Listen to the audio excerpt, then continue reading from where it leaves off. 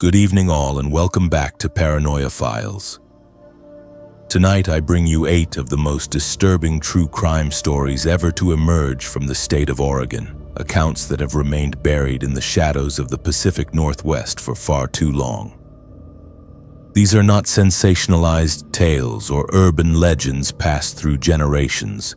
These are authentic experiences recounted by real people who found themselves caught in the darkest corners of human nature, in a place where dense forests meet isolated communities and where the line between civilization and chaos grows dangerously thin.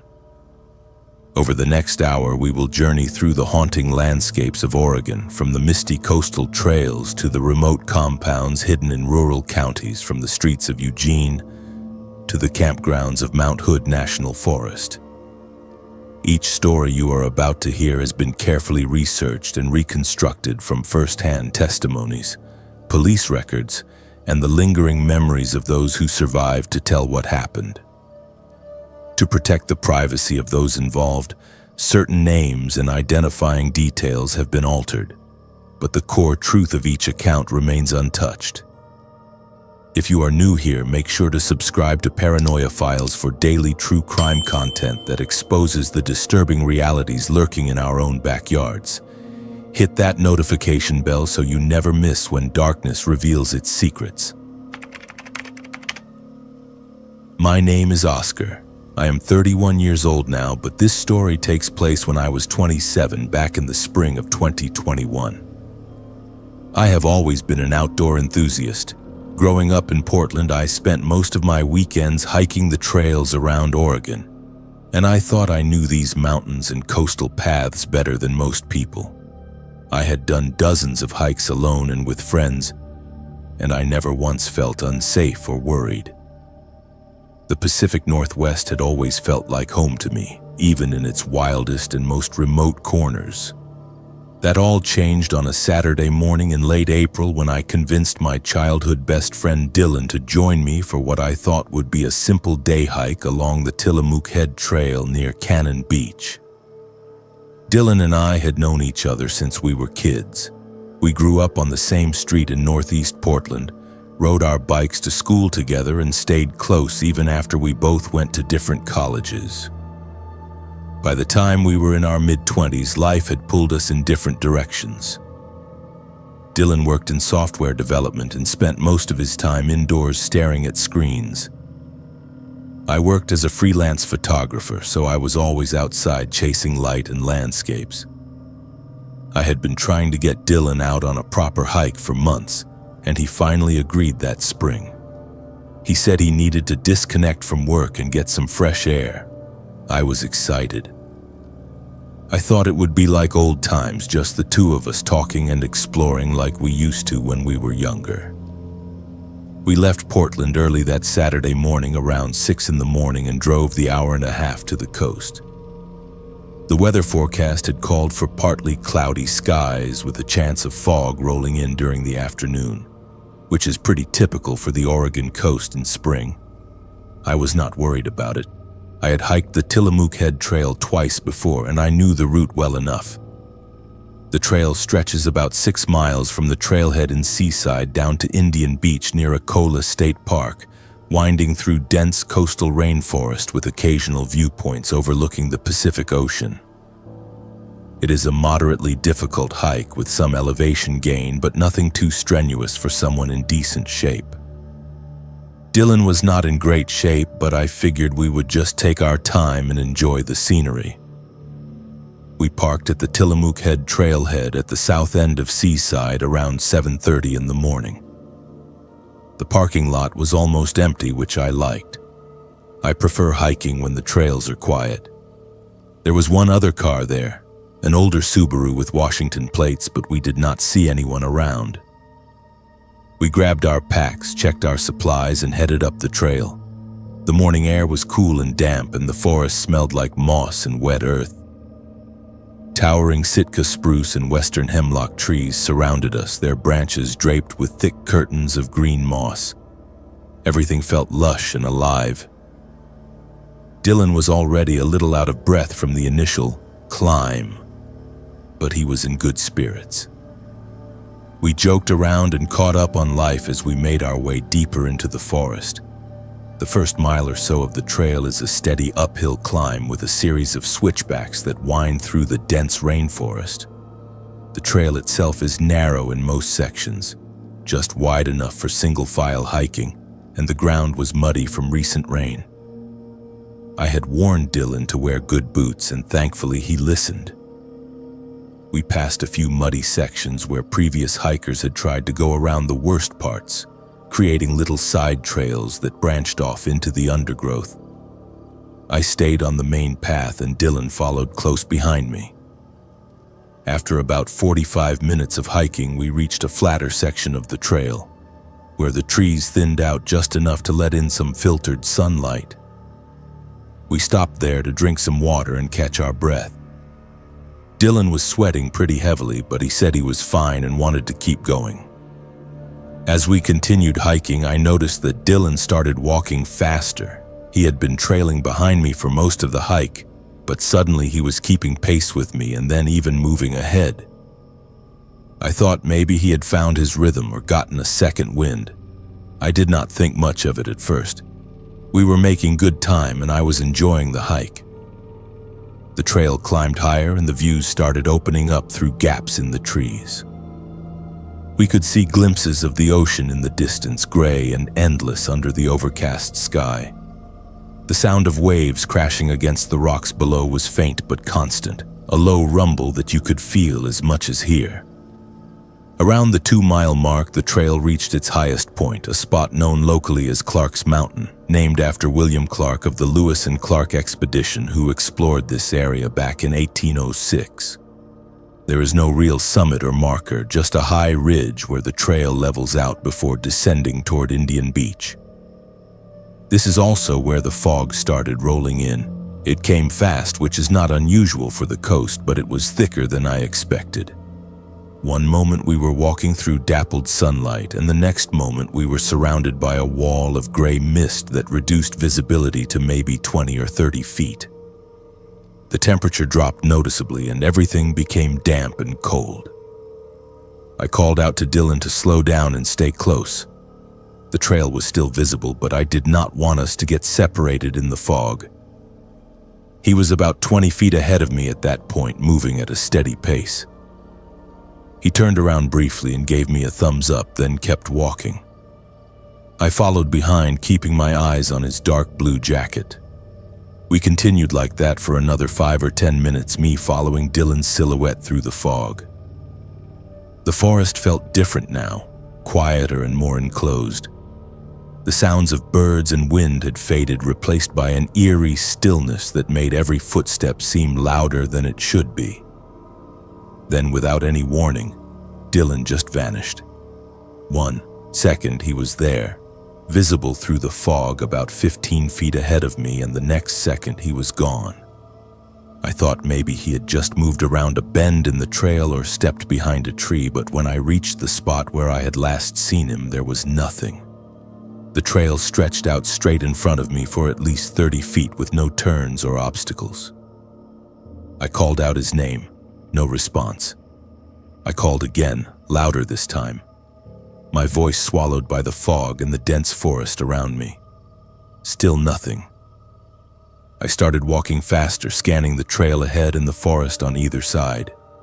The trail was narrow here, with thick undergrowth on both sides, blackberry bushes and ferns and tangled roots.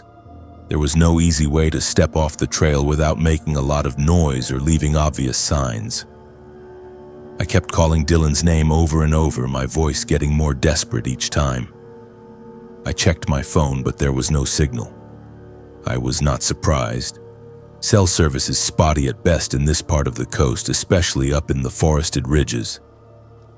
I tried texting him anyway, hoping the message would send once I got closer to a tower, but I had no idea if it went through.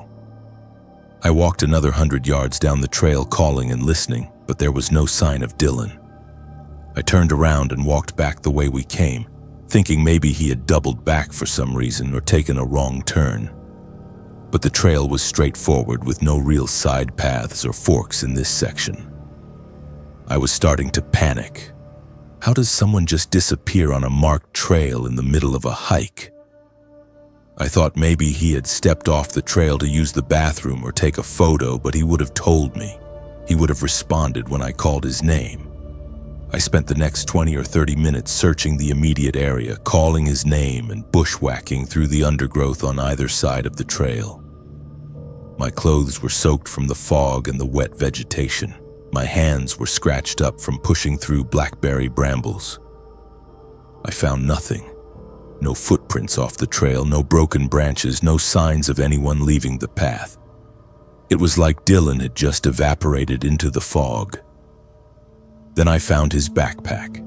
It was sitting on the trail about 50 yards past the spot where I had lost sight of him. It was placed neatly against a wooden trail marker post, not thrown down or dropped, but placed there deliberately. I picked it up and opened it. Everything was still inside, his water bottle still mostly full, his wallet, his phone with 83% battery remaining, his keys, his snacks. Everything he had brought with him was in that backpack except for Dylan himself. That is when real fear set in. I grabbed the backpack and started running down the trail toward Indian Beach, thinking maybe Dylan had kept going for some reason and just left his pack behind. It did not make any sense, but I could not think of any other explanation. I ran for maybe half a mile before I stopped, out of breath and shaking. There was no way Dylan had come this far without his pack, and there was no reason he would have left it behind. I turned around and ran back up the trail to where I found the backpack, then kept going back toward the trailhead where we had started. By the time I reached the parking lot, it was almost 11 in the morning. We had been hiking for about 3.5 hours, and Dylan had been missing for at least 45 minutes. The fog had lifted slightly down near the trailhead, and I could see clearly again. The parking lot was still mostly empty. Our car was there, and the Subaru from earlier was gone. I immediately called 911. I could barely get the words out. The dispatcher asked me to calm down and explain what happened. I told her my friend had disappeared on the Tillamook Head Trail, that I could not find him anywhere, and that I had his backpack, but he was gone. She said she would send help and asked me to stay at the trailhead. Within an hour, search and rescue teams started arriving. Clatsop County Sheriff's deputies, volunteer search teams, even a Coast Guard helicopter. They asked me dozens of questions. When did I last see him? What was he wearing? Did he have any medical conditions? Was he depressed or suicidal? Did we have an argument? I answered everything as clearly as I could. Dylan was wearing a dark blue rain jacket, black hiking pants, and gray trail runners. He had no medical conditions that I knew of. He was not depressed. We did not argue. He just vanished into the fog. The search went on for 3 days. They brought in search dogs, thermal imaging drones, and dozens of volunteers who combed through miles of forest on both sides of the trail. They searched every inch of the Tillamook Head Trail, from Seaside to Indian Beach and beyond. They checked the cliffs and beaches below in case Dylan had somehow fallen, even though the trail does not go near any drop-offs in that section. They found nothing. No trace of Dylan beyond the backpack I had found. No clothing, no footprints, no signs of struggle or injury. It was like he had simply ceased to exist. The media picked up the story after the first few days. Local news ran segments about the missing hiker on Tillamook Head. Dylan's family came out from Portland and joined the search efforts. His mom could barely speak. His dad kept asking me the same questions over and over, trying to understand how this could have happened. I had no answers for them. I had no answers for myself. The official search was called off after a week. The authorities said there was nothing more they could do. They listed Dylan as a missing person and the case remains open, but nobody expects to find him now. I have gone over that day 1,000 times in my head. I have asked myself every possible question. Did Dylan wander off the trail and get lost in the fog? But his backpack was on the trail, not off in the woods. Did someone take him. But we did not see another person on the trail that entire morning, and there were no signs of a struggle. Did he stage his own disappearance? But why would he leave his phone and wallet behind? And how would he have gotten off the mountain without being seen? None of it makes any sense. To this day, I still do not understand why Dylan turned around and started following us. I keep replaying that moment in my mind when the fog rolled in and he was walking ahead of me. I can still see his blue jacket disappearing into the mist. I keep asking myself if there was something I missed, some detail or sign that would explain what happened. But there is nothing. Just fog and silence and an empty trail where my best friend used to be. I have not been back to Tillamook Head since that day. I cannot bring myself to do it. I still hike, but never alone. And I always carry a GPS beacon and a satellite communicator now. I check in with people constantly when I am on the trail. I have become obsessive about safety in a way I never was before. But more than anything, I think about Dylan every single day. I think about his mom and his dad and everyone who loved him. I think about the fact that somewhere out there in those dense forests or hidden ravines or places we did not think to look, Dylan might still be waiting to be found. How does someone vanish on a marked trail in broad daylight? How does someone disappear without leaving a single trace? I have spent 4 years looking for answers, and I still have none. All I have is that backpack and the memory of watching my best friend walk into the fog and never come back. My name is Evelyn, and I am 33 years old. For 6 years, I worked as a social worker for Multnomah County in Portland, Oregon, doing wellness checks and case management for vulnerable adults and elderly residents who could not care for themselves. It was difficult work, emotionally draining most days, but I believed in what I was doing.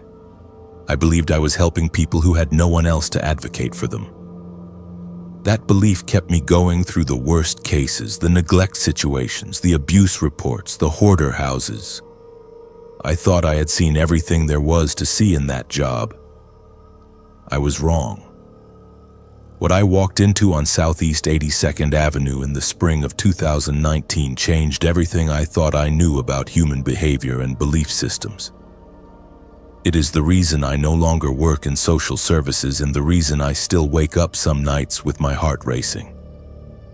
The case came to me on a Tuesday morning in late March. A neighbor had filed a complaint with Adult Protective Services about an elderly woman living in a house on Southeast 82nd Avenue near Division Street.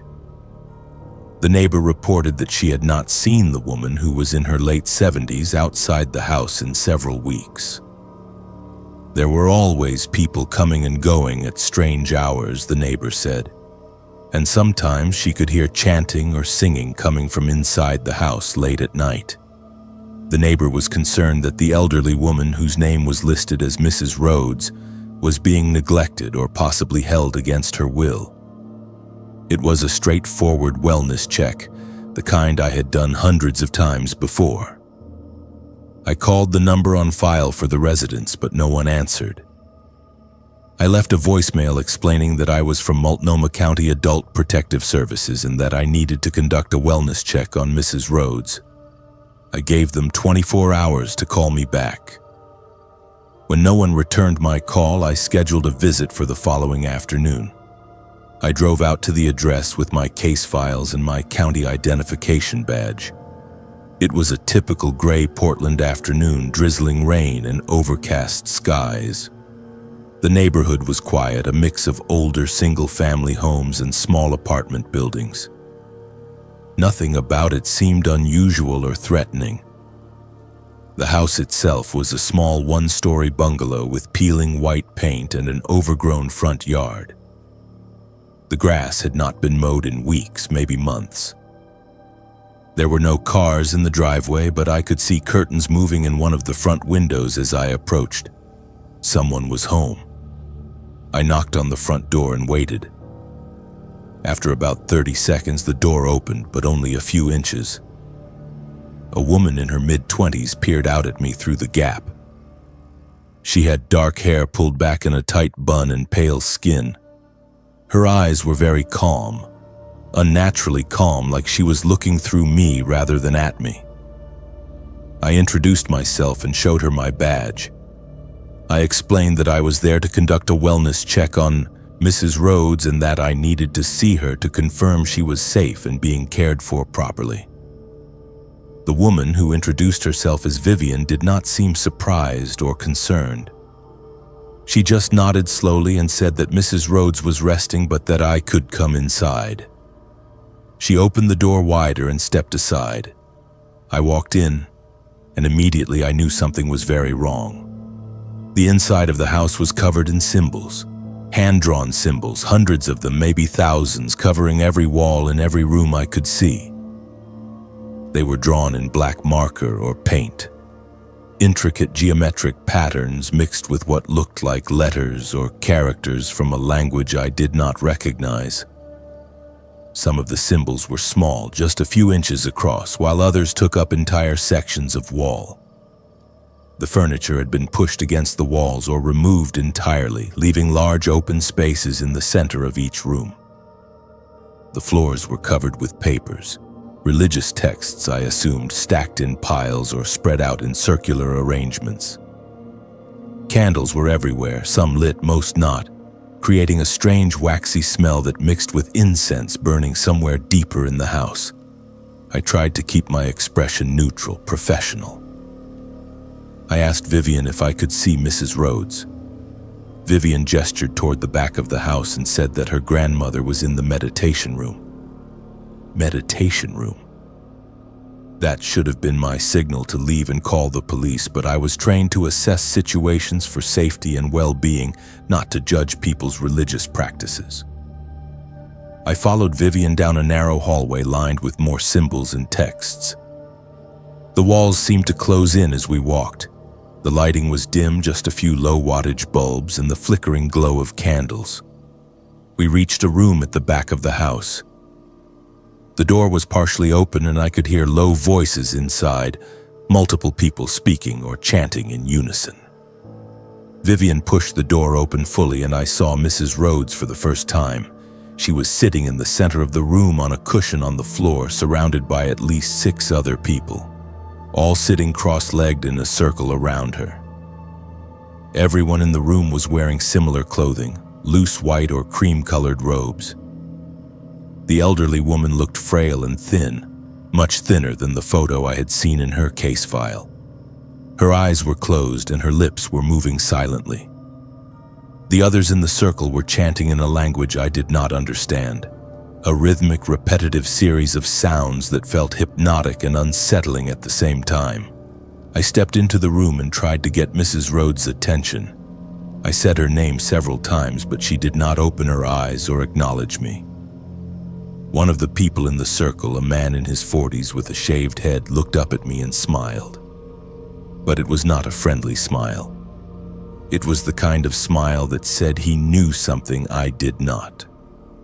I asked to speak with Mrs. Rhodes privately, explaining that I needed to assess her condition and determine if she was being cared for properly. The man said that Mrs. Rhodes was in the middle of a transition and could not be disturbed. Transition? I asked what that meant.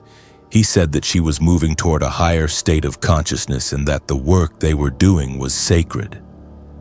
I looked at Vivian, who was standing behind me in the doorway. She had the same unnervingly calm expression on her face. I asked her directly if her grandmother was eating, drinking water, taking her medications. Vivian said that Mrs. Rhodes was being nourished spiritually and that physical needs were secondary during the ascension process. Ascension. I felt my stomach tighten. I had dealt with religious households before, families with strong faith practices, but this felt different. This felt coordinated and controlling in a way that set off every alarm in my professional training. I told them that I needed to speak with Mrs. Rhodes alone or I would have to involve law enforcement. That is when the energy in the room shifted. The chanting stopped. Everyone in the circle turned to look at me. 6 pairs of eyes, all with that same calm, detached expression. The man with the shaved head stood up slowly and walked toward me. He was tall, at least 6 feet, and he moved in a way that was deliberate and unnervingly smooth. He stopped about 2 feet away from me and said in a very quiet voice that I was interrupting something sacred, something I could not possibly understand. He said that Mrs. Rhodes had invited them into her home and into her life, and that she was participating willingly in the work they were doing. I stood my ground and repeated that I needed to assess Mrs. Rhodes's condition or I would call the police. The man smiled again and said that would not be necessary. He turned and gestured to the others in the circle, and they all stood up in unison, a perfectly synchronized movement that made my skin crawl. They stepped aside, creating a path to Mrs. Rhodes. I walked forward and knelt down next to her. Up close, I could see how bad her condition really was. Her skin was dry and papery, her lips were cracked. She smelled like she had not bathed in days. I asked her if she was okay, if she needed help, if she wanted to leave this house. She opened her eyes for the first time and looked at me, but her gaze was unfocused and distant. She whispered something I could not hear. I leaned closer and asked her to repeat it. She said very softly, "They are helping me see." I tried to ask her more questions, but she closed her eyes again and resumed her silent chanting. I stood up and turned to face the group. I told them that Mrs. Rhodes appeared to be dehydrated and possibly malnourished, and that I was legally obligated to report this situation. Vivian stepped forward and blocked my path to the door. She said in that same calm voice that her grandmother was exactly where she wanted to be, doing exactly what she wanted to do, and that I had no right to interfere. I told her that I had every right under state law to ensure that vulnerable adults were not being neglected or exploited. Vivian did not move. Neither did anyone else in the room. I was surrounded. I pulled out my phone and said I was calling the police. That is when the man with the shaved head stepped closer and said, "You are interrupting the ascension. She invited us. This is her choice." The way he said it, the emphasis on the word choice, made it clear they had prepared for this scenario. They knew the legal boundaries. They knew what they could and could not be charged with.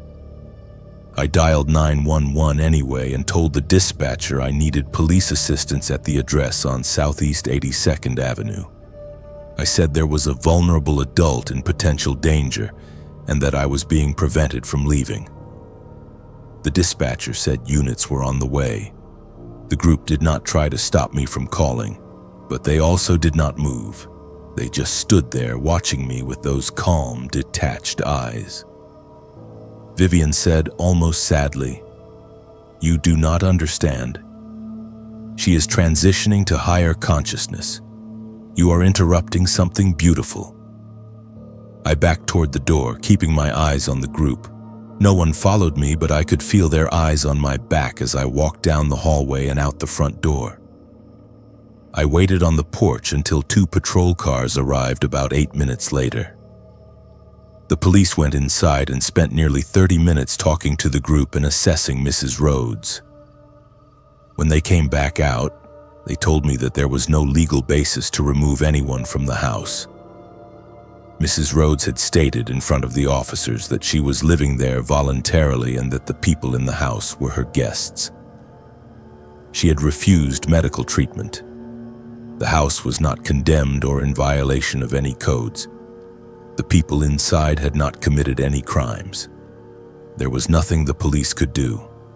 I argued with them. I told them this was clearly some kind of coercive control situation, that the elderly woman was being manipulated.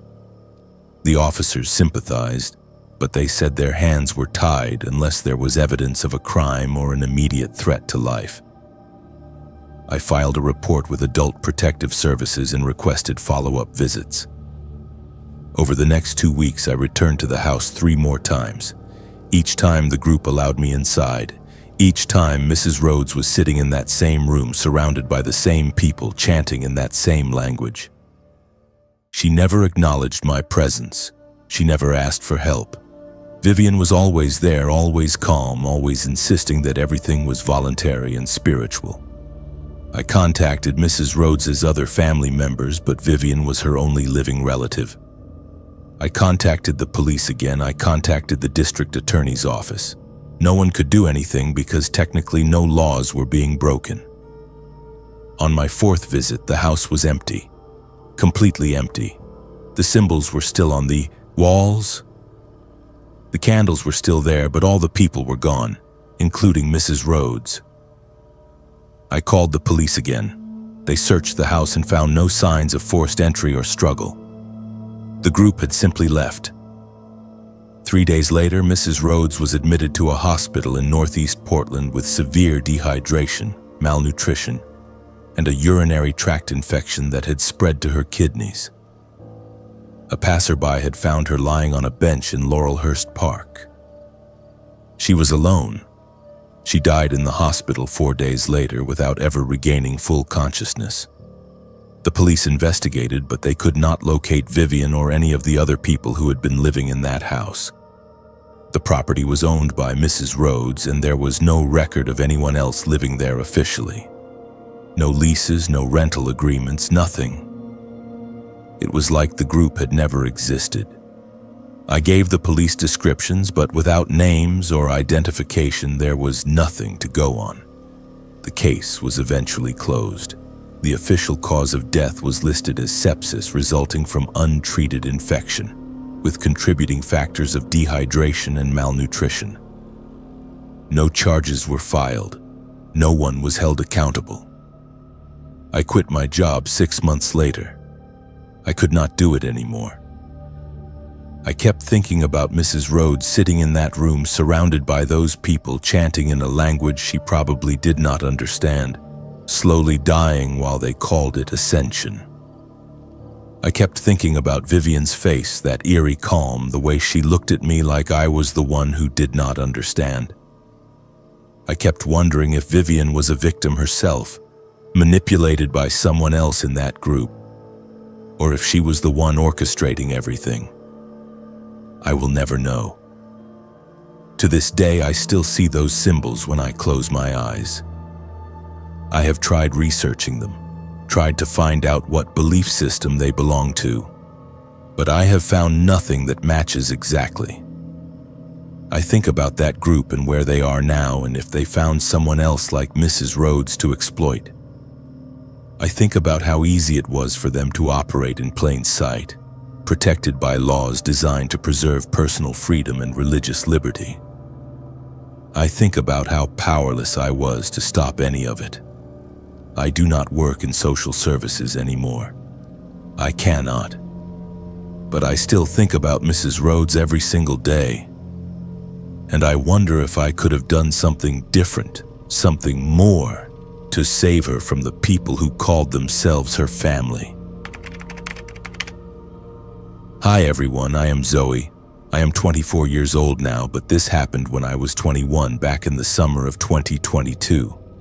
I was a junior at Portland State University, and like most broke college students, I was always looking for cheap ways to have fun and get out of the city. My friend Audrey and I had been talking about going camping for weeks. We both needed a break from summer classes and part-time jobs, and the idea of spending a weekend in the woods sounded perfect. We did not have a lot of money, so we started looking online for free dispersed camping spots in the Mount Hood National Forest.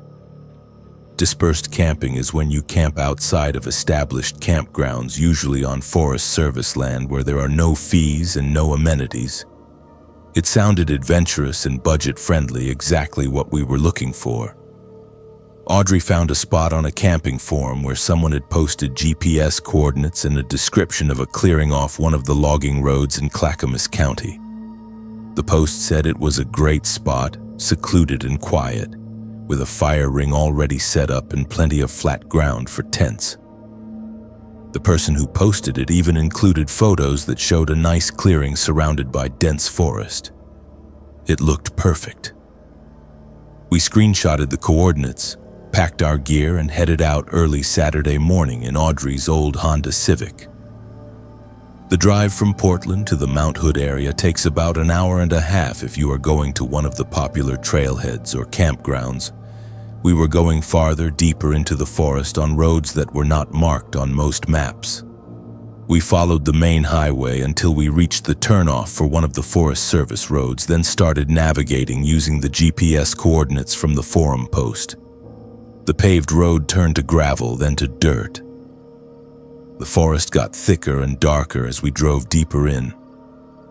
We passed a few other cars early on, other campers or hikers heading to different spots, but after about 20 minutes of driving on the logging roads, we did not see anyone else. The roads got rougher, full of potholes and washouts from winter rains. Audrey was nervous about damaging her car, but we were committed at that point. We had driven too far to turn back without at least checking out the campsite. Around noon, we reached the coordinates. The road opened up into a clearing on the left side, exactly like the photos from the forum post. It looked perfect. There was a fire ring made of stones right in the center, flat ground all around it, and the forest surrounding us on all sides. It was quiet, peaceful. We could hear birds and the wind in the trees. No other people, no sounds of traffic or civilization. It felt like we had the whole forest to ourselves. We parked the car at the edge of the clearing and started unloading our gear. We had a 2-person tent, sleeping bags, a cooler with food and drinks, and some firewood we had brought from a gas station on the way up. Setting up camp took about 30 minutes. The whole time I kept thinking how lucky we were to find such a great spot for free. Audrey kept saying the same thing. This was going to be the perfect weekend. We were going to disconnect, relax, maybe do some hiking the next day, then head back to Portland on Sunday afternoon. Nothing complicated, just a simple camping trip. Once the tent was set up, Audrey suggested we gather some extra firewood from the surrounding area before it got dark. The fire ring had some old charred logs in it, which meant other people had used this spot before. But we wanted fresh, dry wood for our own fire. We split up to cover more ground. I headed into the forest on the north side of the clearing, and Audrey went south. The forest floor was covered in pine needles and fallen branches, easy pickings for firewood. I was only about 50 yards from the campsite, still within sight of the clearing, when I saw something strange, half buried in the leaves. It was a piece of clothing. A jacket, I think, dark blue or black, partially covered by dirt and debris. I picked it up and shook off the leaves. It was dirty and weathered, like it had been out there for a long time, but it was not torn or damaged in any obvious way. Someone had just left it there. I thought maybe another camper had lost it or forgotten it, which was not that unusual. People leave stuff behind all the time. But then I noticed more items scattered around the area. A few feet away, there was a water bottle, one of those metal camping ones, then a camping bowl, then a stuff sack, the kind you use to pack clothes or sleeping bags. All of them partially buried or hidden under leaves and branches, like they had been there for months. I called out to Audrey. She came over and I showed her what I had found. Her face went serious immediately. She started looking around and found even more items. A backpack, torn and faded. A pair of hiking boots, way too small to be adult-sized, maybe a child's. A wallet, empty with no ID or cards inside, just the leather shell. The more we looked, the more we found. It was like someone had dumped an entire campsite worth of gear in the woods and just walked away. But it was not dumped in one pile. It was spread out over maybe a 100-foot radius, scattered and hidden under natural debris. Audrey and I looked at each other, and I could see the same thought forming in both our minds. This did not feel right. This felt wrong. People do not leave that much gear behind unless something happened. And the fact that it was all spread out and partially buried made it feel deliberate, like someone was trying to hide it. The child's toy we found next made it even worse. It was a small stuffed animal, filthy and falling apart, half buried next to a tree root. Audrey picked it up and her hands were shaking. She said we needed to leave. I agreed. We walked back to the clearing and started talking about what to do. It was only around 7 in the evening, still plenty of daylight left, but the whole vibe of the place had changed. What had felt peaceful and isolated 30 minutes ago now felt ominous and threatening. We decided to pack up and find a different campsite, maybe one of the established Forest Service campgrounds closer to the main road. We did not care if we had to pay. We just wanted to get out of there. That is when Audrey's car would not start. She turned the key and nothing happened. No engine turning over, no clicking, nothing. The battery was completely dead. We looked at each other in disbelief. The car had been fine 2 hours ago when we drove in. We had not left any lights on or drained the battery in any way. It just died. Audrey tried a few more times, but it was useless. The car was not starting. We did not have cell service. We had checked when we first arrived and there were no bars on either of our phones. We were miles from the main road on a logging road that barely anyone used. The sun was starting to get lower in the sky. We were stuck. Audrey started to panic. She wanted to walk out to the main road and try to flag down another car, but we had no idea how far we had driven on the logging roads. It could have been 5 miles, it could have been 10. Walking out in the dark on unfamiliar roads with no flashlight or cell service seemed like a terrible idea. I convinced her that we should stay at the campsite, keep a fire going all night and wait until morning. In daylight, we could either walk out to find help or someone might drive by and see us. It was not a great plan, but it was the best option we had. We built the fire as big as we dared, using all the wood we had brought and some of the stuff we had gathered earlier. We stayed outside the tent, sitting close to the flames, taking shifts so one of us could try to sleep while the other kept watch. Audrey took the first shift while I tried to sleep in the tent, but I could not. Every sound made me jump. The forest at night is full of noises, branches cracking, animals moving through the underbrush, wind in the trees. Normally those sounds are just part of the camping experience, but that night they felt threatening. Around midnight, I gave up trying to sleep and joined Audrey by the fire. That is when we started hearing the footsteps. They were slow and deliberate, circling the clearing just beyond the reach of the firelight. We could hear branches snapping and leaves crunching underfoot. It sounded like someone walking, not running, just walking in a slow circle around our campsite. Audrey grabbed the flashlight and pointed it toward the sound, but we could not see anything. The forest was too dark and too dense. The footsteps stopped when she shined the light, then started again a few seconds later from a different direction. This went on for hours. The footsteps would circle the clearing, stop when we made noise or shined the light, then start again. We never saw who or what was making the sounds. We kept the fire, burning as high as we could, kept the flashlight ready and stayed awake. Neither of us spoke much. We were too scared. I kept thinking about all the gear we had found in the woods, the wallet with no ID, the child's toy, the boots. I kept thinking about what kind of person would scatter all that stuff in the forest and why. The footsteps stopped around 4 in the morning, just as the sky started to lighten with the first hints of dawn. The birds started singing again and the forest felt normal, or at least less threatening. We waited until full daylight around 6 in the morning before we tried the car again. Audrey turned the key and the engine started immediately. No hesitation, no problem. The battery was fine. The car ran like nothing had ever been wrong. We did not waste any time. We threw all our gear into the car as fast as we could and drove straight out of there.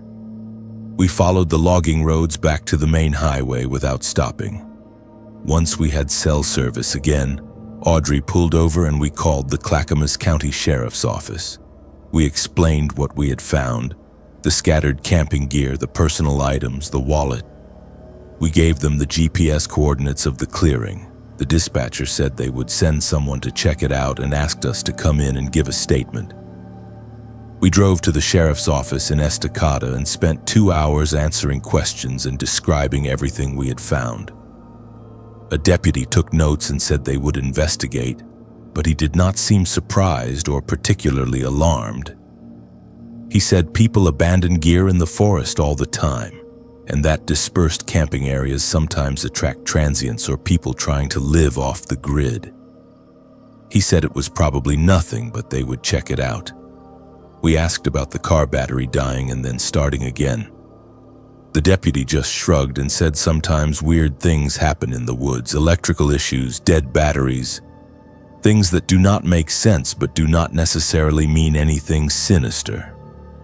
We left the sheriff's office and drove straight back to Portland. We did not talk much on the drive. We were both exhausted and freaked out. A few days later, I tried calling the sheriff's office to see if they had found anything, but the person I spoke to said they could not release details of an ongoing investigation. I never heard anything else. A few weeks after that, I went back to the camping forum where we had found the coordinates for that clearing. The post was gone. I searched for it using keywords and tried to find the username of the person who had posted it, but it was like the post had never existed. I even checked my screenshots to make sure I had not imagined it, and the coordinates were still there, but the original post was completely gone from the forum. I have thought about that night 1,000 times since then. Why did all that gear end up scattered in the woods around that clearing? Whose stuff was it? What happened to the people it belonged to? And why did our car battery die at the exact moment we decided to leave, only to start perfectly fine the next morning? Was it just a coincidence? Some weird electrical failure, or was something else going on? I do not camp in dispersed areas anymore. I do not care how much it costs. I only go to established campgrounds now, the ones with hosts and other people around. Audrey feels the same way. We have not talked about that trip in over a year. It is like we both agreed to just not bring it up, but I still wonder. I wonder what would have happened if we had stayed there longer, or if we had tried to walk out in the dark. I wonder who was circling our campsite that night and what they wanted. And I wonder if anyone else has used those coordinates since then, if anyone else found that clearing and had the same experience we did. I will never go back there. Not for any reason. Some places are wrong and you can feel it in your bones. That clearing was one of those places. My name is Adam. I am 37 years old and I have lived in Beaverton, Oregon for the past 12 years. My wife and I moved here when our daughter was still a toddler, drawn by the good schools and the reputation of safe, family-oriented neighborhoods. We settled into a planned community called Cedar Ridge, one of those newer developments where all the houses look similar and the HOA keeps the lawns trimmed and the streets clean. It is the kind of place where kids ride their bikes in the cul-de-sacs and neighbors know each other by name. It is the kind of place where nothing bad is supposed to happen. That belief shattered in the fall of 2021 when 3 teenagers disappeared from our neighborhood in the span of 8 months. And nobody wants to talk about it anymore. The first disappearance happened in late September 2021. Patrick was a 16-year-old boy who lived 3 houses down from us on Maple Court. His parents, the Ellis family, were good people. We were not close friends, but we said hello when we saw each other, and our daughters played together occasionally. Patrick was a sophomore at the local high school, quiet kid, good student, played on the JV soccer team. On a Tuesday afternoon, Patrick left school at the normal time, around 3:15 in the afternoon. Multiple students saw him get on the bus. The bus driver confirmed he got off at the stop at the entrance to our neighborhood at 3:45. The walk from the bus stop to his house was less than a quarter mile straight down the main road into the neighborhood, then a right turn onto Maple Court. He never made it home. His mom called the police around 6 that evening when Patrick had not come home and was not answering his phone. The police started a search immediately. They canvassed the neighborhood, knocked on every door, checked every yard and garage and shed. They reviewed security camera footage from the houses that had cameras. They interviewed the bus driver, the kids who rode the bus with Patrick, the neighbors who might have seen something. They found nothing. Patrick had gotten off the bus and vanished somewhere between the bus stop and his house in broad daylight in a neighborhood full of people. The community response was massive. Volunteers organized search parties that combed through Cedar Ridge and the surrounding areas. We put up flyers with Patrick's photo on every street corner and storefront within a 10-mile radius. Local news covered the story for weeks. The police brought in search dogs and helicopters. They drained the retention pond at the neighborhood park. They searched the wooded area behind the neighborhood twice. Nothing. No sign of Patrick. No evidence of foul play. No witnesses who saw anything unusual that afternoon. It was like he had been erased from existence. The Ellis family was destroyed. His mom stopped leaving the house. His dad spent every waking hour searching, driving around the city, posting on social media, begging anyone who knew anything to come forward. I watched them fall apart over the weeks and months that followed, and I felt helpless. We all did. The neighborhood held vigils and fundraisers for the search effort, but as time went on and no leads materialized, people started to move on with their lives. The flyers came down. The news stopped covering it. Patrick became another missing person statistic. 3 months later, in early January 2022, it happened again. Penelope was a 15-year-old girl who played on the same soccer team as my daughter. She lived on the opposite side of Cedar Ridge, closer to the elementary school. On a Saturday afternoon, Penelope left her house to walk to a friend's house 4 blocks away. The walk should have taken less than 10 minutes. She never arrived. Her friend waited for an hour, then called Penelope's mom. Penelope was not answering her phone. She had not texted. She was just gone. The police response was immediate this time, but it felt different. They were asking questions about Patrick, trying to find connections between the 2 cases. Were they friends? Did they know each other? Did they have any mutual acquaintances? The answer was no. They went to different schools, played different sports, ran in different social circles. The only thing they had in common was that they both lived in Cedar Ridge and they both disappeared without a trace in the middle of the day. The search for Penelope was even more intense than the search for Patrick. The police treated it as a potential abduction case from the start. They set up roadblocks, interviewed hundreds of people, reviewed thousands of hours of security footage from homes and businesses in the area. They found nothing. No car speeding away from the neighborhood. No suspicious individuals lurking around. No digital footprint that suggested Penelope had planned to run away.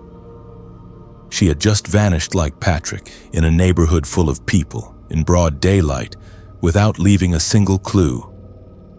The mood in Cedar Ridge changed after Penelope disappeared. Parents stopped letting their kids walk anywhere alone. The school bus stops had adults standing at them every morning and afternoon. People installed more security cameras and motion sensor lights. Neighborhood watch groups formed and started patrolling the streets in shifts. There were community meetings where police gave safety presentations, and parents demanded answers that nobody had. The fear was palpable. If 2 teenagers could disappear from our neighborhood without anyone seeing anything, what was stopping it from happening again? 5 months later, in June 2022, a 3rd teenager disappeared. I am not going to use his name because his family moved away and I want to respect their privacy, but he was a 14-year-old boy who lived near the neighborhood park. He disappeared on a weekday afternoon while riding his bike home from a friend's house. His bike was found 2 blocks from his house, lying on the sidewalk, but the boy was gone. Same pattern, same lack of evidence, same devastating outcome. 3 teenagers, 3 disappearances, 8 months. The police increased their presence in Cedar Ridge after the 3rd disappearance. Patrol cars drove through the neighborhood constantly. Detectives interviewed everyone again, going over the same questions, looking for anything they might have missed. They brought in FBI profilers and consulted with experts on missing persons cases. They held press conferences urging anyone with information to come forward. But nothing came of it.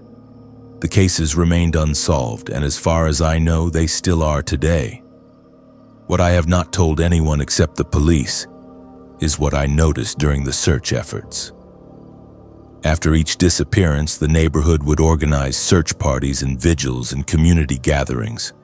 Hundreds of people would show up, volunteers from all over the Portland metro area. I started noticing a man who appeared at all 3 events. He was in his late 20s or early 30s, tall, thin, always wearing a baseball cap and sunglasses. He would stand at the edge of the crowds, watching but not participating. He never joined the search parties or signed any volunteer sheets. He just watched. I noticed him at Patrick's vigil in October 2021. Then I saw him again at the community meeting after Penelope disappeared in January 2022. And then again at the memorial walk organized after the 3rd teen disappeared in June 2022. Same guy, same distant observation. I could not shake the feeling that something was wrong about him. Why would someone show up to all 3 events if they did not know any of the victims and did not live in the neighborhood? After the 3rd disappearance, I tried to point him out to the police. I found a detective and told him about the man I had been seeing at all the events. The detective asked me to describe him, and I did the best I could. He said they would look into it and asked me to call if I saw the man again. I went back to where the man had been standing, but he was gone. I looked around the entire gathering, walking through the crowd and scanning faces, but I could not find him. It was like he had vanished the moment I pointed him out. A few days later, I went through old photos and videos from the previous vigils and events. I found a few shots where I thought I could see the man in the background, but the images were too blurry or too far away to make a positive identification. I sent them to the police anyway, but I never heard back about whether they had been useful. The official police position on the 3 disappearances is that they are unrelated. They released a statement saying there was no evidence connecting the cases and no indication of a serial predator operating in the area. They urged the community not to panic and to remain vigilant. But nobody in Cedar Ridge believes that. 3 teenagers disappearing from the same neighborhood in 8 months is not a coincidence. It cannot be. Some people think there is a trafficking ring targeting suburban kids. Others think it is someone who lives in the neighborhood, someone we see every day but do not suspect. There are theories about secret passages or underground tunnels, though that seems absurd. The neighborhood is fractured over the speculation.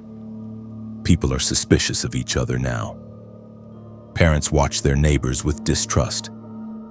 Newcomers are scrutinized. The sense of community we once had is gone, replaced by paranoia and fear. My daughter is 16 now, the same age Patrick was when he disappeared. I drive her everywhere, even if she is just going 2 blocks away. I have tracking apps on her phone that update her location every 30 seconds. We have security cameras covering every angle of our property. I know it sounds extreme, but I cannot take the risk. None of the parents in Cedar Ridge can. We have all become obsessed with safety, hyper-vigilant to the point of exhaustion. I think about those 3 kids every day. I think about their families and the not knowing, the endless waiting for answers that may never come. I think about the man I saw at the events and whether he had anything to do with it. I think about the fact that the cases are still open, still unsolved, and that whoever took those kids is still out there. 3 teenagers from the same zip code, no bodies, no evidence, no arrests. The police say the cases are unrelated, but I know better. So does everyone else in Cedar Ridge. We just do not talk about it anymore. It is too painful, too frightening. We go about our lives pretending that everything is normal, but it is not. It will never be normal again. Not until we know what happened to Patrick, to Penelope, to that third boy whose name I will not speak. How does someone take 3 kids from a safe neighborhood in broad daylight without leaving a trace? How does that happen 3 times? I do not have answers, and neither does anyone else. All I have is the memory of that man watching from the edge of the crowd, and the terrible knowledge that he might have been watching my daughter too. I am Penelope, and I am 29 years old. For 3 years, I volunteered for a crisis helpline in Portland called Lifeline Northwest. It is a 24-hour service that provides emotional support and suicide prevention counseling to people who are going through the worst moments of their lives. I started volunteering when I was 25, right after I finished my graduate degree in social work. I wanted to give back and help people in crisis. I wanted to make a difference. The training was extensive, months of courses on active listening, de-escalation techniques, suicide risk assessment, all the skills you need to talk someone through a crisis over the phone. I thought I was prepared for anything. I was wrong. Most of the calls I took during my time at Lifeline were what you would expect. People struggling with depression, anxiety, suicidal thoughts, relationship problems, financial stress. The calls were difficult and emotionally draining, but they were also deeply meaningful. I felt like I was genuinely helping people, giving them a safe space to talk and be heard during their darkest hours. Over 3 years, I took hundreds of calls. Some nights were busier than others. Some calls lasted 5 minutes, others lasted 2 hours. You never knew what you were going to get when you picked up the phone. The call I am about to tell you about came in on a Tuesday night in late November 2023. I was working the overnight shift, from midnight to 8 in the morning. Those shifts were usually the quietest. Most of the volunteers preferred daytime or evening hours, so I often ended up taking the overnight slots. I did not mind. The office was peaceful at night, just a small room with a desk, a phone, a computer for logging calls, and a big window overlooking the city. On slow nights, I would read or catch up on paperwork between calls. That particular Tuesday had been slow. I had taken maybe 3 calls all night, all routine check-ins from people who called regularly. Around 2 in the morning, the phone rang. I answered using my standard greeting, giving the name of the service and asking how I could help. There was silence on the other end for a few seconds, long enough that I thought maybe it was a wrong number or a prank call. Then a man's voice came through. He sounded calm, articulate, maybe in his 30s or 40s. No slurred speech, no emotional distress in his tone. He asked if I was alone at the call center. That question immediately set off alarm bells in my training. We are taught never to confirm personal details or location information. I gave him the standard response that I was there to listen and support him, and asked what was going on that made him call tonight. He ignored my question and asked again if I was alone. I redirected him again, asking his name and what he wanted to talk about. He said his name did not matter, but he needed to confess something before he did it again. The way he said it, so matter-of-fact and emotionless, made my stomach drop. I kept my voice steady and asked him what he meant. He said he had killed someone years ago in Eastern Oregon, and that he needed to talk about it with someone who would listen without judgment. He said he had been carrying it alone for too long. I have dealt with people confessing to crimes before. Sometimes people call crisis lines to talk about things they have done that they feel guilty about. Usually it is minor stuff, stealing, cheating, things that weigh on their conscience. Sometimes it is more serious, like admitting to domestic violence or drunk driving. But the way this man was talking felt different. He was not emotional or remorseful. He was not asking for forgiveness or guidance. He was just stating facts. I followed my training. I stayed calm. I validated his feelings, and I tried to keep him talking while I signaled to my supervisor in the next room to trace the call. Our system allows us to track incoming numbers if we suspect a caller is in immediate danger or poses a danger to others. My supervisor came in quietly and started the trace process while I kept the conversation going. I asked the man to tell me more about what he was feeling, what made him decide to call tonight. He said he was not feeling anything. He just wanted to practice talking about it. That phrase, practice talking about it, made my skin crawl. I asked him what he meant by practice. He explained in the same calm voice that he had called other crisis hotlines in other states over the past few years, telling them similar stories. He wanted to see if he could talk about what he had done without feeling nervous or giving himself away. He said it was a kind of test to see if he was ready to talk about it more openly or to escalate his activities. I kept him on the line, asking open-ended questions, trying to gather information without making him angry or causing him to hang up. He started describing the first killing in detail. He said it happened near Malheur National Forest in eastern Oregon about 8 or 9 years ago. He described a remote area off Highway 26, a turnout where hunters and campers sometimes park. He said he encountered a man there, someone traveling alone, and that he had convinced the man to follow him into the woods under some pretense I do not want to repeat. He described what he did to the man, how long it took, where he buried the body. The details were specific, too specific to be a fantasy or a lie. He described landmarks, the color of the man's truck, the contents of his wallet, things you would only know if you had been there. I felt my hands shaking as I took notes. My supervisor was on the phone with the police in the other room, giving them the information as I relayed it through hand signals and written notes. The man on the phone kept talking, his voice never changing tone, never showing emotion.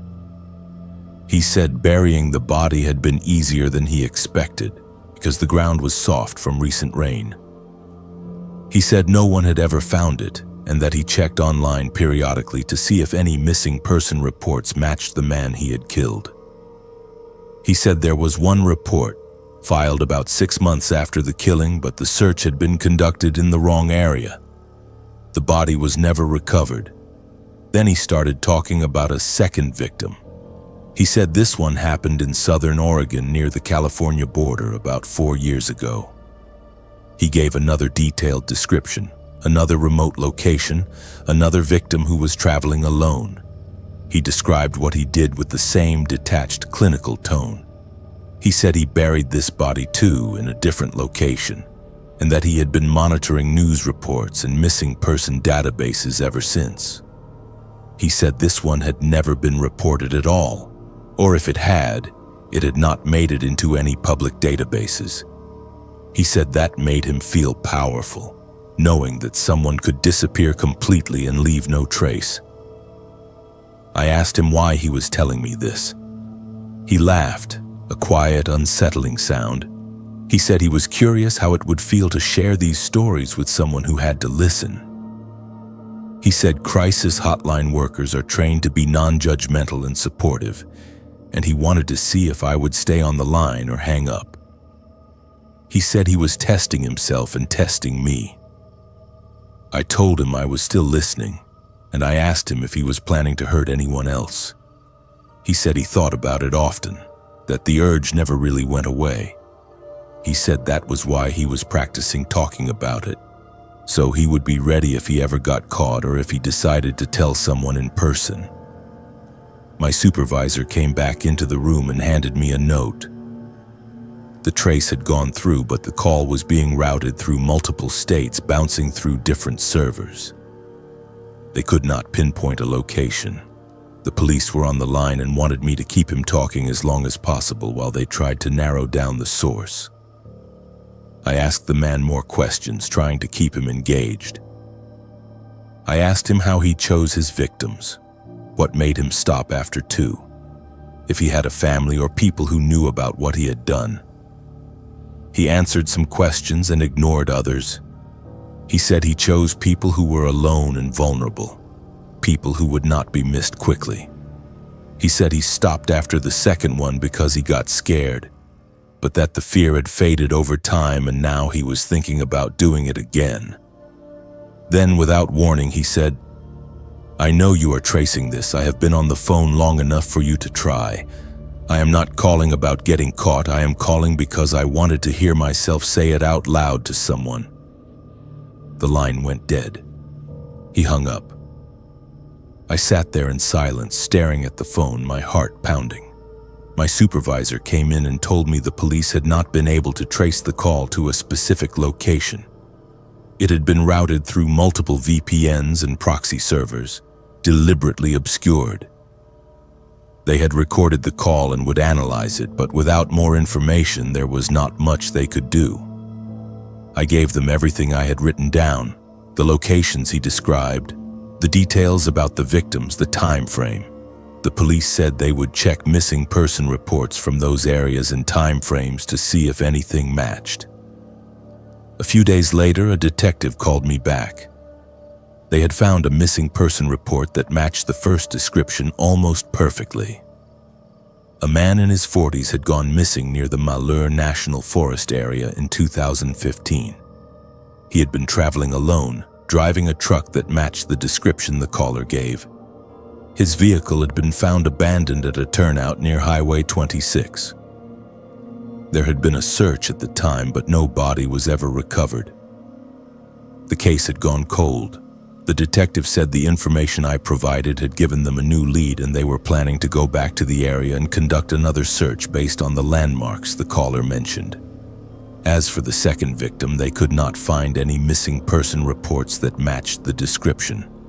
Either it had never been reported or the details the caller gave were not specific enough to match an existing case. The detective said it was possible the caller had been lying about the second victim, or that the person was from out of state and the report was filed elsewhere.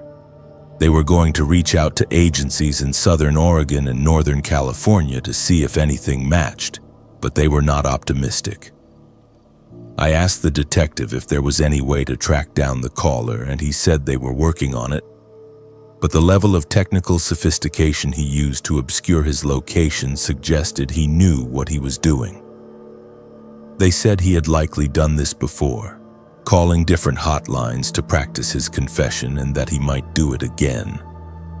They asked me to notify them immediately if he ever called back. He never did. I quit volunteering at Lifeline 3 months later. I could not do it anymore. Every time the phone rang during an overnight shift, I would freeze, terrified it was him calling back. I could not stop thinking about the two victims he described, the one they might find and the one they might never find. I could not stop thinking about how calm he sounded, how he talked about killing people the way someone else might talk about a hobby or a weekend project. I could not stop wondering how many other hotlines he had called, how many other volunteers he had told these stories to, and whether anyone else had reported him. To this day, I do not know if they ever found the first victim's body. I do not know if the information I provided led to any arrests or convictions. The detective told me they would keep me updated, but I never heard back. I think about that call constantly, especially at night. I think about the man on the other end of the line, somewhere out there, practicing his confessions and planning his next move. I think about how powerless I felt, how I could not do anything except listen and take notes while he described the worst things a person can do to another human being. I do not work in crisis intervention anymore. I cannot. But I still think about the people he hurt, the families who never got answers, and the terrible possibility that he is still out there, still calling hotlines, still testing himself, still waiting for the right moment to do it again. My name is Nathan, and I am 31 years old. I live in Portland now, but from 2019 to 2021 I lived in Eugene while I was completing my graduate degree in criminal justice at the University of Oregon. For my thesis, I decided to focus on cold case homicides in Lane County, specifically unsolved murders from the 1980s and 1990s. I was interested in pattern analysis and victimology, looking at whether certain types of cases were more likely to remain unsolved than others. What I thought would be a straightforward academic project turned into something that made me abandon my research, leave Eugene, and look over my shoulder for the next 3 years. The research started simply enough. I filed public records requests with the Eugene Police Department, the Lane County Sheriff's Office, and the Oregon State Police to access case files on unsolved homicides from that time period. Some agencies were more cooperative than others, but eventually I got access to dozens of files, both physical and digital. I set up a workspace in my apartment and started going through everything systematically, taking notes, building spreadsheets, mapping locations, creating timelines. It was tedious work, but I found it fascinating. Each case represented a life cut short and a family left without answers. About 3 months into my research, I started noticing something strange. There were 5 homicide cases, all from the late 1980s and early 1990s, spread across Eugene and Springfield, where victims had been found near the Willamette River. That part was not unusual. The river runs through both cities, and bodies found in or near water are unfortunately common in homicide cases. What caught my attention was a specific detail that appeared in all 5 cases but was never mentioned in any news coverage or public information about the murders. In each case, the victim's left shoe was missing. Not both shoes, just the left one. In every single case, the right shoe was always found on the victim or nearby, but the left shoe was never recovered. I checked and double-checked the files to make sure I was reading them correctly. The detail was documented in the evidence logs and crime scene reports, but it had never been released to the press or included in any public-facing information about the cases. I found that strange. Usually, police hold back certain details to help verify confessions or filter out false tips, but I had never heard of a pattern like this spanning multiple cases. The 5 victims varied in age, gender, and background. 2 were women in their 20s, 1 was a teenage boy, and 2 were men in their 30s and 40s. They had been killed over a span of about 8 years, from 1987 to 1995. The methods varied too, some by strangulation, some by blunt force trauma, 1 by stabbing. But they all had that same detail, the missing left shoe, and they were all found within a few miles of each other along the Willamette River corridor, between Eugene and Springfield. I brought this pattern to the attention of my thesis advisor, who suggested I reach out to law enforcement to see if they had ever connected these cases. I contacted a retired detective who had worked several of the cases back in the day and asked if I could interview him. He agreed to meet me at a coffee shop in Eugene. When I showed him my research and pointed out the missing shoe detail, his expression changed. He became very serious and asked me where I had found that information. I told him it was in the case files I had accessed through public records requests. He said that detail had been deliberately withheld from the public and that very few people outside of the original investigation teams knew about it. I asked him if the cases had ever been officially linked. He said no, not officially. The cases had different lead detectives, different time periods, and different victim profiles. The connection had been noted internally, he said, but there was never enough evidence to definitively link them to a single perpetrator. No DNA matches, no witnesses, no forensic evidence that connected the crimes beyond the missing shoe detail. The cases had gone cold individually, and the pattern had been filed away as a possible serial connection but never pursued aggressively. The detective told me to be careful with my research and suggested that I not publish anything about the shoe detail. He said if the person responsible was still alive, drawing attention to it could be dangerous. I should have listened to him. Instead, I became obsessed with the pattern. I spent weeks digging deeper into each case, looking for other connections I might have missed. I mapped the dump sites, researched the victims' backgrounds, looked at other unsolved cases from the same time period to see if the pattern extended beyond the 5 I had identified. I found nothing else that fit, just those 5 cases with the missing left shoes. Then I made a mistake. I joined an online true crime forum focused on Oregon cold cases and posted a general question asking if anyone had heard of cases where victims were found with one shoe missing. I did not mention the specific cases or locations. I was just fishing to see if anyone else had noticed the pattern or if similar cases existed elsewhere in the state. I got a few responses, mostly people speculating about serial killers or sharing unrelated cases. Then, about a week after I posted, I got a private message from an anonymous account. The message said, "Vumum, you are asking the right questions. Check Skinner Butte Park after dark." Skinner Butte is a large park in Eugene with hiking trails and viewpoints overlooking the city. It is popular during the day but mostly empty at night. The message felt ominous, but I convinced myself it was probably someone who had information about one of the old cases and wanted to meet discreetly. I told my roommate where I was going and drove to the park around 8 in the evening in late October. It was already dark and the parking lot was empty. I walked up one of the main trails toward the summit using my phone flashlight to see the path. About halfway up, I found a shoe sitting on a bench at one of the rest stops. It was a left shoe, a worn-out running shoe, dirty and old, like it had been outside for years. Next to it was a piece of paper weighted down with a rock. I picked up the paper and read what was written in blocky handwriting. It said, "Looking for me?" My blood went cold.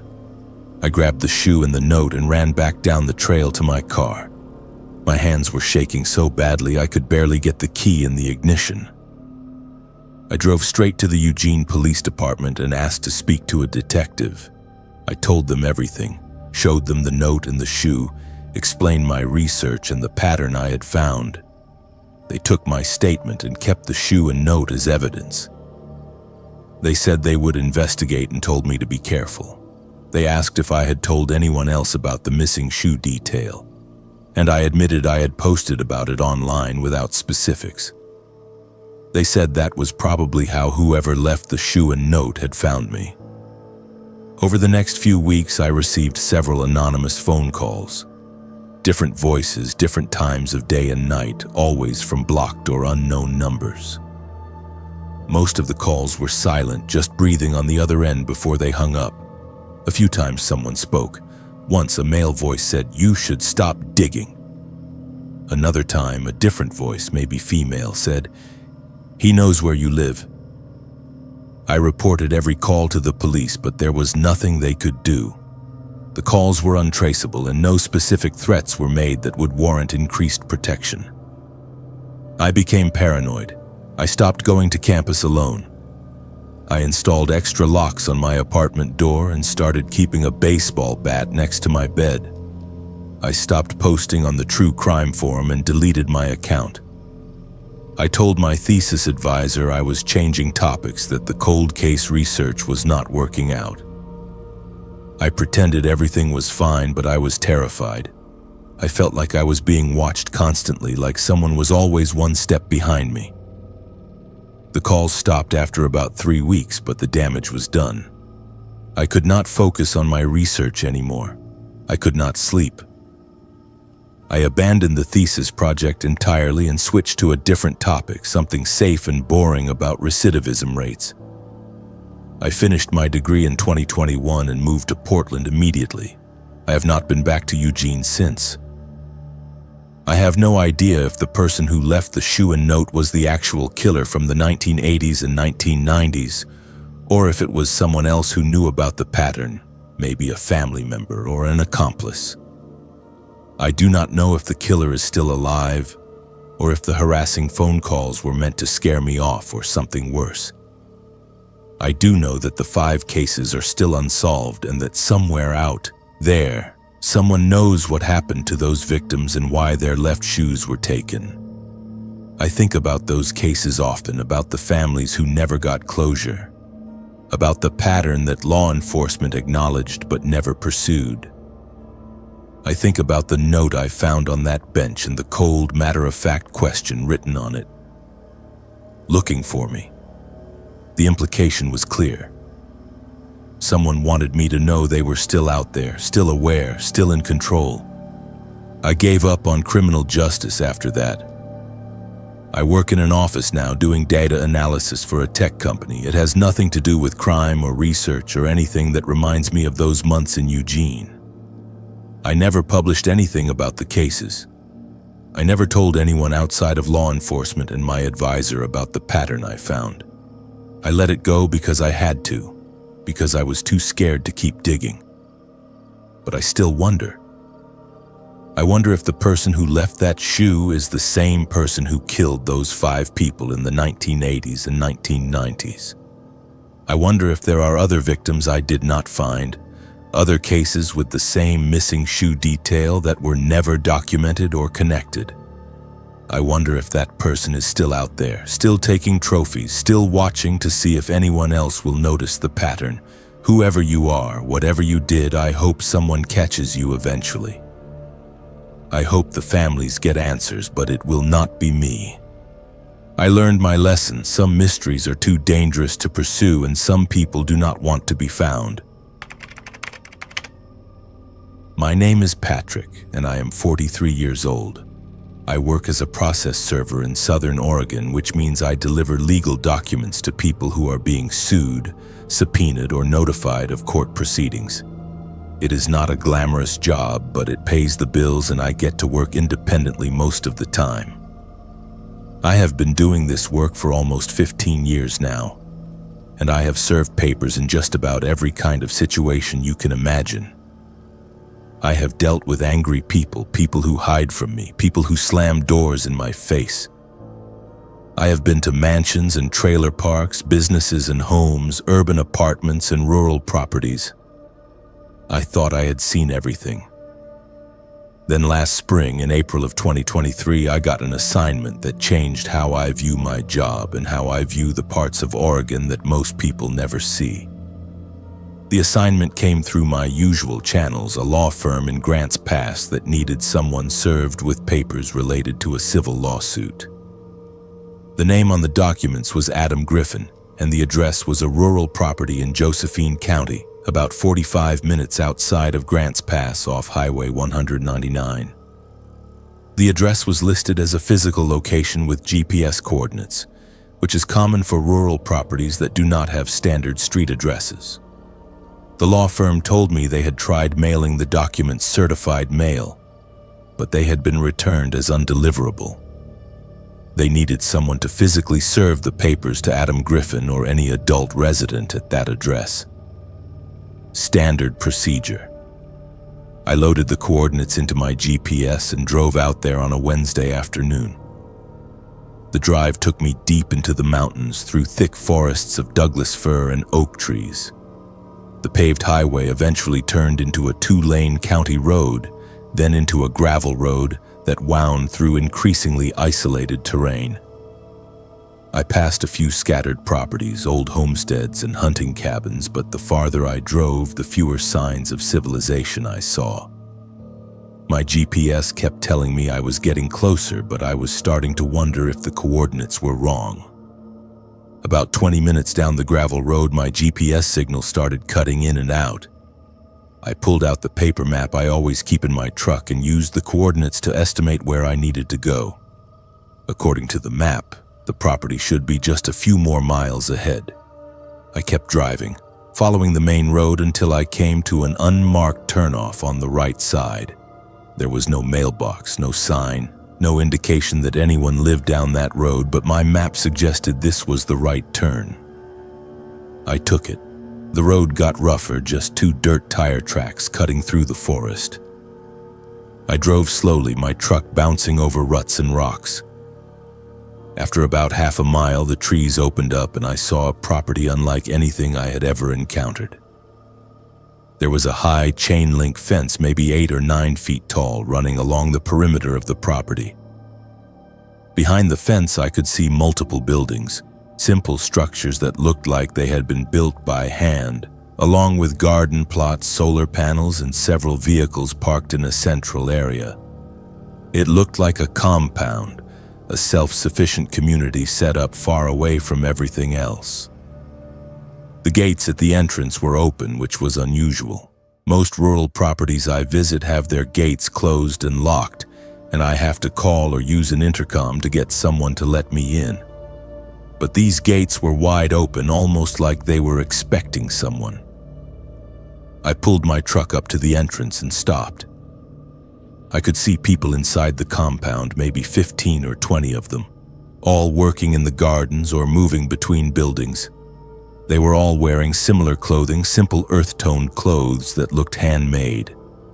Everyone stopped what they were doing and turned to look at me when I pulled up. I have a legal right to enter a property to serve papers as long as the gates are open and there is no posted sign prohibiting entry. I did not see any signs and the gates were open, so I drove in slowly. As soon as I entered the compound, the atmosphere changed. Everyone kept staring at me, not in a friendly or curious way, but with an intensity that made my skin crawl. Nobody waved or acknowledged me in any normal way. They just stopped and stared. I parked my truck near what looked like the main building and got out with the legal documents in hand. Before I could take more than a few steps, a woman approached me. She was in her mid-30s, I would guess, with long dark hair pulled back in a braid, and that same earth-toned clothing everyone else was wearing. Her face was calm but serious, and she walked with a confidence that suggested she was in charge or at least had authority here. I later learned her name was Audrey, though she never introduced herself formally. She stopped a few feet away from me and asked what my business was. I explained that I was a process server and that I needed to serve legal documents to Adam Griffin. I asked if he was available. Her expression did not change, but there was something cold in the way she looked at me. She said there were no individuals here, only the collective. I asked her to clarify what she meant, and she repeated the same statement. There are no individuals here, only the collective. I have dealt with plenty of people who do not want to accept legal papers, people who will lie and say the person does not live there or refuse to open the door. But this felt different. She was not refusing to accept the papers or denying that Adam Griffin existed. She was saying something else entirely, something that suggested a different way of thinking about identity and community. I told her that I was legally required to serve these papers to Adam Griffin or any adult resident at this address. She said again, with no emotion in her voice, that there were no individuals here. By this point, other people from the compound had started gathering around us. They did not rush or move aggressively, but they all stopped what they were doing and began walking slowly toward where I was standing. Within a minute, I was surrounded by maybe 10 or 12 people, all standing in a loose circle around me and Audrey. Nobody spoke except Audrey, but the presence of all those people, all of them staring at me with the same blank expressions, was deeply unnerving. I tried a different approach. I told Audrey that I just needed to leave the papers with someone and that I would be on my way. I explained that refusing to accept the papers would not make the legal issue go away, that it would only make things more complicated for whoever was involved in the lawsuit. She listened without interrupting, then said very calmly, "We do not participate in the systems of the outside world. We are separate. We are whole." The way she said it, the phrasing and the tone sounded rehearsed, like something she had said many times before. I realized that this was not just someone avoiding legal trouble. This was a community that had deliberately removed itself from normal society, and they had their own rules and beliefs that did not align with the legal system I represented. I tried once more. I said that I understood they had chosen a different way of life, but that the law still applied to everyone, and that these papers needed to be served. That is when I heard someone in the group behind me whisper the word outsider. Then another person whispered it, then another. It was not loud or threatening, just a quiet repetition of that single word, outsider, outsider, outsider, spreading through the group like a wave. I felt my heart rate spike. I have been in uncomfortable situations before, but this was different. I was surrounded by people who clearly operated by a completely different set of rules, and I had no idea what they were capable of. I started backing toward my truck, keeping my eyes on Audrey and the group. Nobody moved toward me, but they all followed my movement with their eyes, slowly turning their heads in unison as I backed away. It was like watching a single organism respond to a threat. Audrey followed me as I walked backward toward my truck. She did not rush or threaten me, but she kept pace with me, maintaining the same distance between us. When I reached my truck, I opened the door and climbed in. That is when I realized the gates I had driven through were now closed. They had been wide open when I arrived, but now they were shut. I did not see anyone close them, but they were definitely closed now. I looked at Audrey through the truck window and told her I needed to leave, that I needed the gates to be opened. She walked up to my window close enough that I could see the details of her face, the calm, emotionless expression that never changed. She said very quietly, "Leave the papers. Leave the property. Do not come back." It was not a request, it was a command. I set the legal documents on the ground, outside my truck door, and started the engine. The moment I did, the gates began to open slowly, just wide enough for my truck to fit through. I did not wait to see who was opening them or how they had known I was ready to leave. I drove straight through the gates and back down the dirt road as fast as I dared. I did not look back until I reached the main gravel road. When I finally did look back, I could see figures standing at the entrance to the compound watching me leave. I drove straight back to Grants Pass and went to the law firm that had hired me. I explained what had happened and told them I had left the papers at the property but had not been able to serve them to Adam Griffin specifically. I described the compound, the people, the way they had surrounded me, the strange things they had said. The attorney I spoke with listened carefully and said he would contact the Josephine County Sheriff's Office to report the situation. He asked me if I felt threatened, and I told him honestly that I did. The next day, I tried to research the property to understand who owned it and what kind of community was operating there. The property records showed the land was owned by a private trust, but there were no names associated with the trust beyond a legal entity. There was no clear record of who Adam Griffin was, or if he even existed as a legal individual. The address had been used on legal documents, but there was no indication that anyone by that name actually lived there. I also tried to find out if any other process servers or law enforcement had been to that property before. I reached out to colleagues in the area and asked around discreetly. One other process server I knew said he had been sent to a similar location a few years earlier and had a similar experience, a compound with lots of people, refusal to acknowledge individual names, an unsettling atmosphere. He said he never went back and refused any assignments for that general area again. I reported everything to my supervisor and told him I would not accept any more assignments in that part of Josephine County. He understood and said he would make a note of it. To my knowledge, the papers I left at the compound were never officially acknowledged or accepted. The lawsuit eventually moved forward without proper service, using alternative methods allowed by the court when someone cannot be located or refuses to accept service. I think about that day constantly. I think about the people in that compound, all of them living according to rules and beliefs that completely reject the outside world.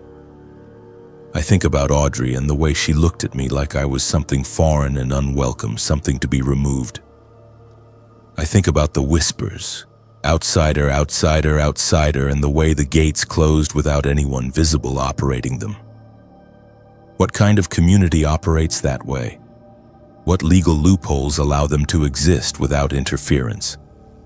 And who was the real Adam Griffin, if he even existed? Was he a leader, a member, or just a name used to create legal distance between the collective and the outside world? I do not know the answers to those questions, and I do not want to find out. I have refused every assignment in that area since then. I will drive an extra hour to avoid that part of Josephine County. Some places are not worth the risk, and some people have removed themselves so completely from normal society that trying to reach them is pointless and dangerous. I just hope nobody else has to go there. I hope that compound stays isolated and that whatever they are doing out there in the mountains stays contained. Because if people like that ever decided to come back into the world, I do not think we would be ready for what they have become.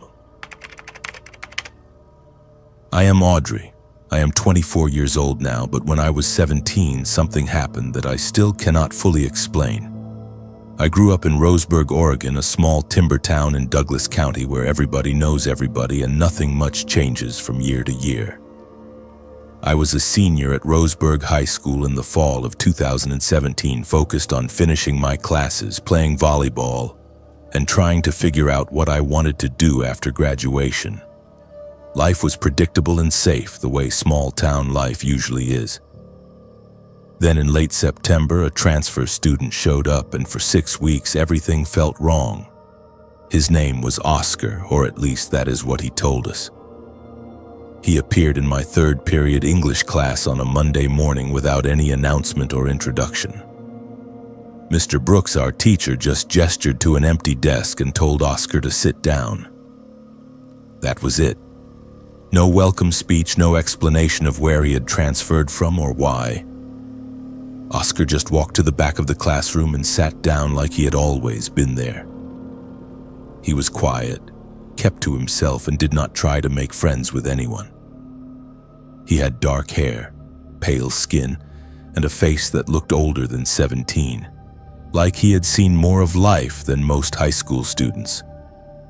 At first, nobody paid much attention to him. Transfer students were rare in Roseburg, but not unheard of. Sometimes families moved to town for work at the hospital or one of the mills. Sometimes kids transferred because of family problems or court orders.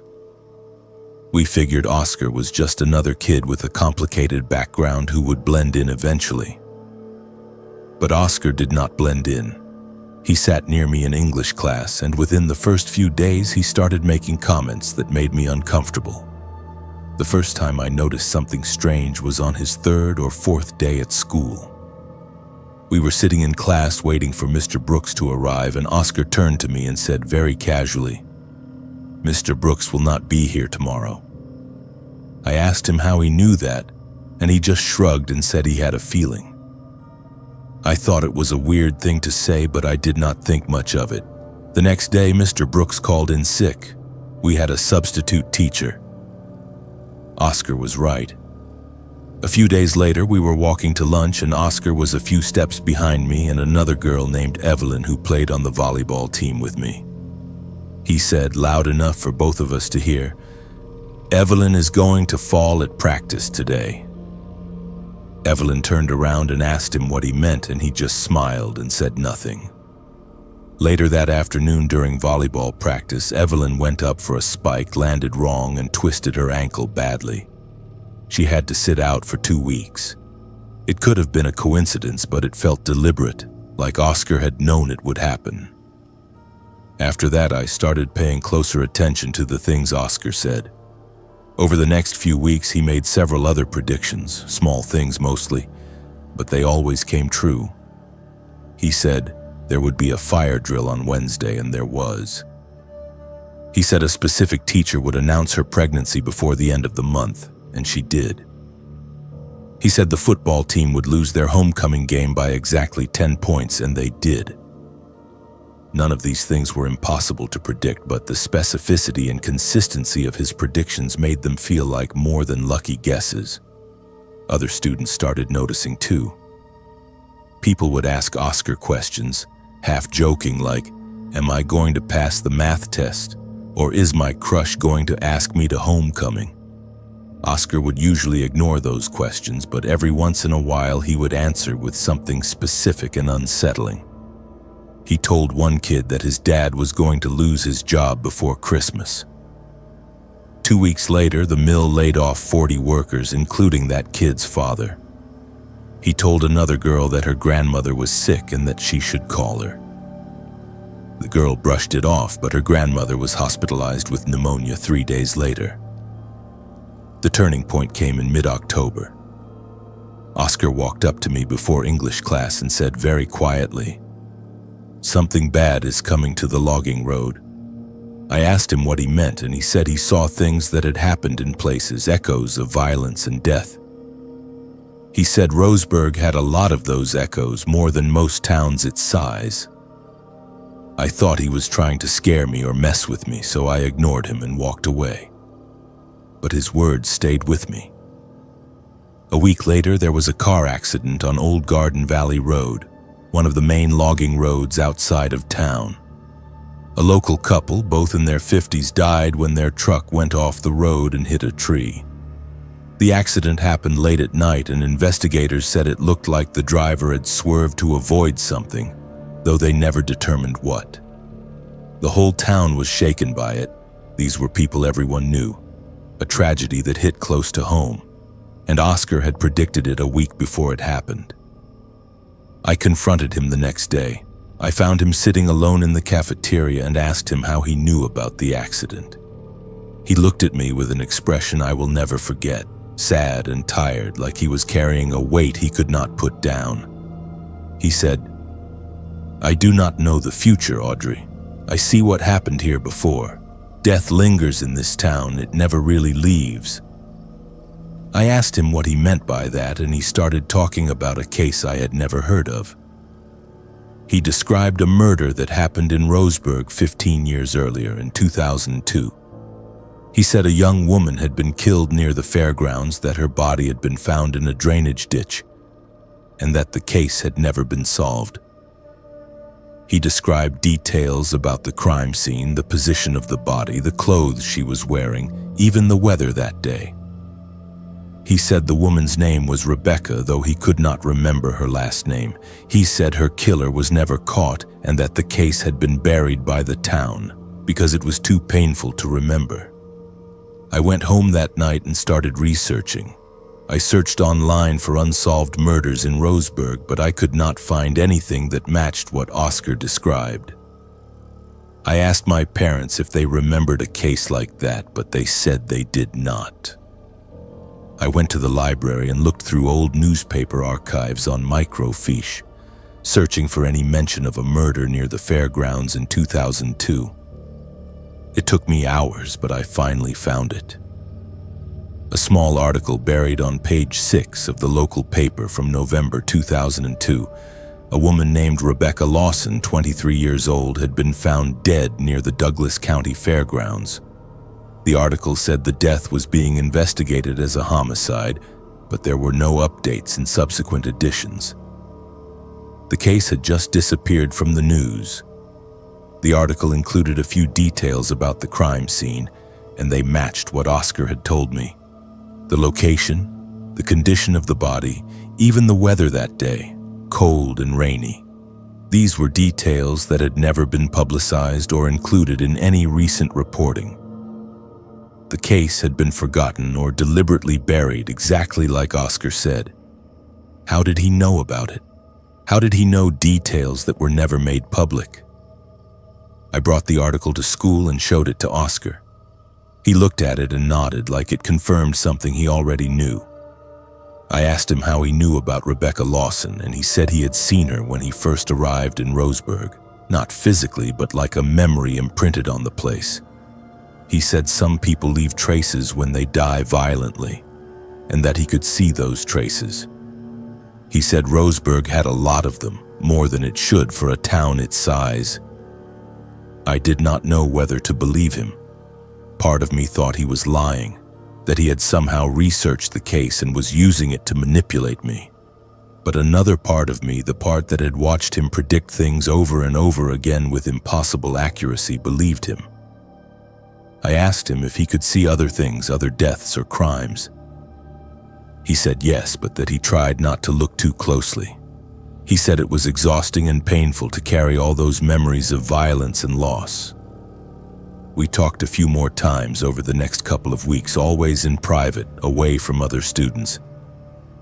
Oscar told me he moved around a lot, that he never stayed in one place for very long. He said staying too long made the visions worse, made it harder to separate his own thoughts from the echoes he saw. He said Roseburg was particularly bad, that whatever had happened here, whatever violence and darkness existed beneath the surface, was stronger than in most places. Then in mid-November, Oscar disappeared.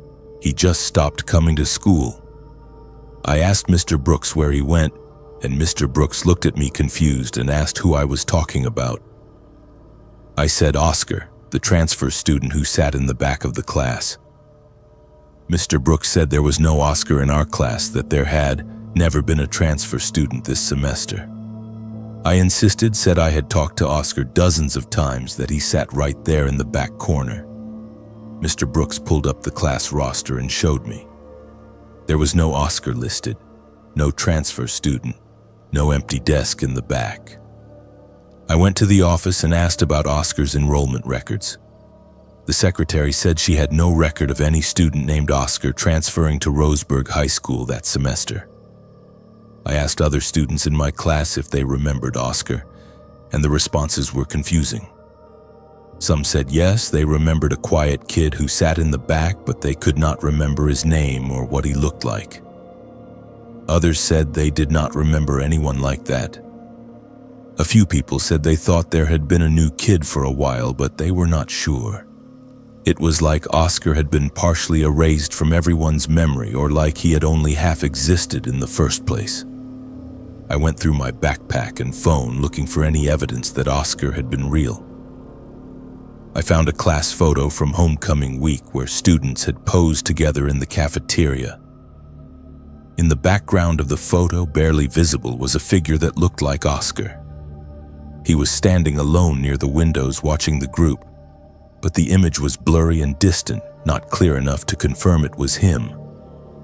That was the only physical evidence I had that he had ever existed. I have thought about Oscar constantly over the past 7 years. Was he real? Was he some kind of ghost or supernatural presence? Was he a real person who knew how to disappear from records and memories? I do not have answers. What I do know is that the things he predicted came true, that the details he gave about Rebecca Lawson's murder were accurate, and that he knew things about Roseburg that nobody else seemed to remember or want to talk about. I left Roseburg immediately after graduation. I moved to Eugene for college and never went back, not even to visit family. Something about that town, about the darkness Oscar said was there, made me never want to return. I think about Rebecca Lawson sometimes, about how her case was forgotten and buried.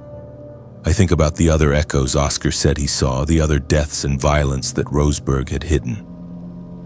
And I think about how he appeared out of nowhere, warned us about things we could not see, and then vanished like he had never existed. Was Oscar real? I believe he was. Do I understand what he was or how he knew the things he knew? No. But I know that he changed how I see the world. I know that some places hold on to darkness longer than they should. And I know that sometimes people appear in our lives to show us things we would rather not see, truths we would rather keep buried. I will never go back to Roseburg. Whatever is there, whatever Oscar saw, I do not want to see it too.